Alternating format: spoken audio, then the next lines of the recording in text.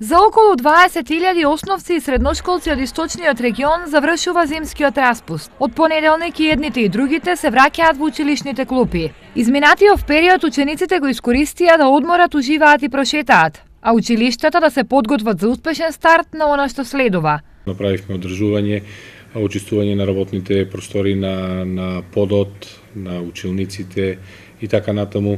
Од страна на Центарот за јавно здравје се изврши дезинфекција и дератизација на работните површини.